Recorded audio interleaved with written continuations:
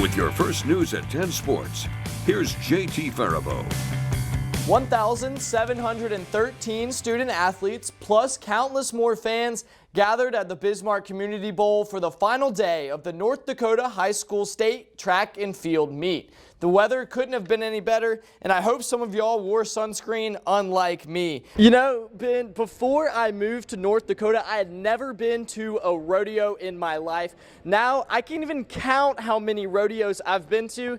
I'd say I'm starting to fit in quite well. December 1st was when it all began for AA teams. Now, 14 weeks later, only the best remain. Hey everybody, happy Memorial Day. What's a better way to spend your Memorial Day than at the ballpark? That's exactly where I'm at. I'm at Bismarck Municipal Ballpark, where in about an hour's time, the Bismarck Larks will be taking on the St. Cloud Rocks. Legacy and Minot faced off in the West Region Baseball title game. The Sabres already have a 3-0 lead here, but Minot is going to get the bases loaded and Parker Hand is going to see ball 4, which allows Blaze Ostrom to come home. The Magi are in business, but the next batter with the bases still loaded, that's Braden Nelson, who grounds out, and it's a big one. The Sabres know just how important that is. Bottom of the 7th, Minot trailing 3-1 with the winning runner at the plate. That's Logan Lawrence. He's a part of this KFYR family.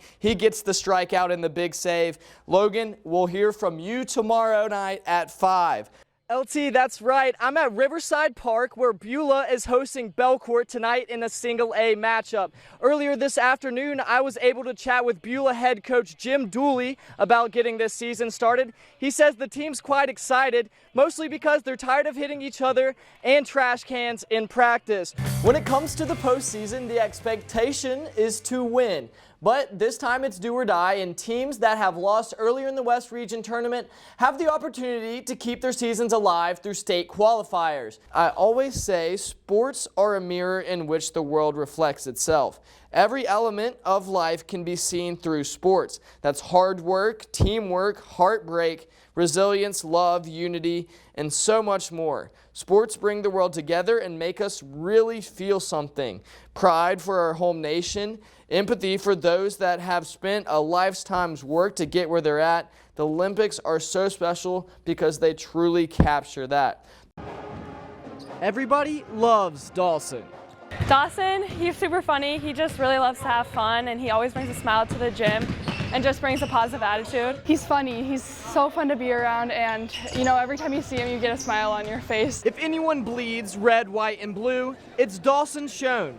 Dawson is a senior at Century High School and has been a manager for the girls basketball team since a friendship formed between him and head coach Nate Wellstadt. So I had Dawson in class 3 years ago, and you know, the first conversation we had, he started talking some basketball, and so I knew he had a great knowledge for like kind of the history of Century, and then I just kept visiting with him, and he you know, just expressed some interest a bit about being around the team and stuff, and then I asked him if he'd want to help me out as a manager, and he was all for that, and you know, we've kind of never looked back since.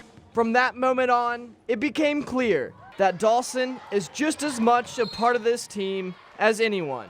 I don't think he's missed a practice or a game this year, and you know, it just kind of shows that he's more committed to this team than anyone else on the floor, and it's just very special. Well, I just do get the balls out the closet or put it back in, or sometimes I might just fill the water balls up that they need to. Yeah, I do actually feel like part of the team because I'm here, and then to sit in the bench because I'm in the bench too. The coaches all like me here. That's why I feel like part of the team. On a night which Century was celebrating inclusion in schools, Dawson proved something that the team was already well aware of. He made a layup, a free throw, a three-pointer, and then drained a half-court shot in front of a packed Olsen gym. What we found out is he's an incredibly good shot, so we're trying to do rebounding, and he just keeps making them over and over, and he definitely brings a personality where it's, you know, the girls, you know, enjoy having him around, and he does a lot for us. He is one of probably the best shooters on our team. You know, he's out there during halftime, out there during practice, just draining them from anywhere and everywhere. He's shooting half courts during practice and they're going in, and you're not even surprised anymore when it goes in, so it's just so fun. Dawson's story is certainly one we could all learn from. You know, Dawson's part of the peer-to-peer program, but he's also just a really good friend, so it's just awesome to have him here.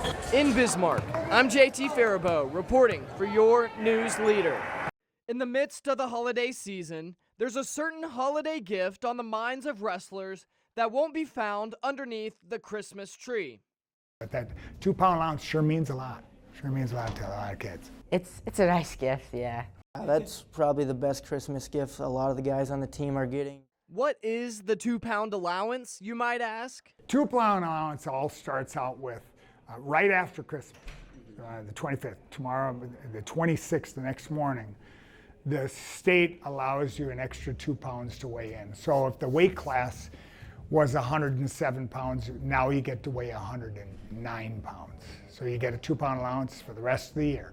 And it's a big deal. It's a big deal for a lot of kids. Though it's only 2 pounds, some wrestlers would say it's still a massive weight off their shoulders. We've been making scratch weight all year, and 2 pounds doesn't seem like a lot in the grand scheme of things, but when you're really struggling to make weight, that extra 2 pounds is a big deal. So Takes a little stress off us, and we don't really have to worry about cutting as much weight and just having fun, enjoying the sport a little bit more. Not only do the kids benefit, but the coaches too. There's some of the weight classes that we're struggling to fill right now are weight classes that now that we get to 2 pounds, I think it's going to be a lot easier having a conversation with kids about weight. It's still going to be a challenge for some kids to get to those weights, but the extra 2 pounds is definitely a good Christmas gift. So, if you're worried about eating too much this Christmas, just loosen your belt a notch and give yourself a 2-pound allowance as well. Wishing everyone a happy holiday season. I'm JT Farabow reporting for your news leader. On Saturday, Tom Marcis spent his afternoon on the touchline, coaching the Legacy boys soccer team to its first ever West Region tournament title. On Sunday, he was where he's been every Sunday for the past 34 years, at the pulpit, leading Zion Lutheran Church in worship as its senior pastor. It's been an 11-year journey for Legacy. We've been working 11 years to be able to be the WDA champions. These guys felt from the very beginning that they were good enough. They wanted to be able to do it, and so I was really happy for them that after the journey as a program, that they were the ones who were actually able to win the title.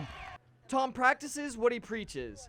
As a minister and a high school boys soccer coach, a majority of his time is spent serving the community. He's really changed our mindsets, keeping us nice and positive throughout our season. As we move on with the season, we get closer and closer to each other, and that's how we build our chemistry and play well together. Seeing how we just won our first WDA championship, I mean, we've worked for this, so he's set us up for success. Coaching young men at the high school level, I think, makes me a better pastor in the sense that keeps me in touch with what's going on in the world around us. I'm the same person when I get in the pulpit on Sunday mornings as I am when I'm on the field with them. They're not going to hear me say anything different. They're not going to see me act any different. That's a part of who I am, and it's a great opportunity to be able to shape and mold young people's lives. The Sabres will be chasing their first ever state title as the #1 seed from the West. Like any preacher will tell you, a key to success is having faith. This team is family to me. It's just a great thing to have that trust and then be able to rely on your next man up, those bench players, to trust them to come in and play and do their part. It's a great feeling. One of the words that you can use to describe what faith means is trust. And on the sports field, obviously having trust and faith in your teammates is very important. The success this team was able to put together is that they trusted each other, both on and off the field. Makes a big difference for a winning kind of culture, I think. The Sabres open their state tournament journey with a quarterfinal matchup against Red River tomorrow at noon. With the spotlight on Tom Marcis, I'm JT Farabow reporting for your news leader.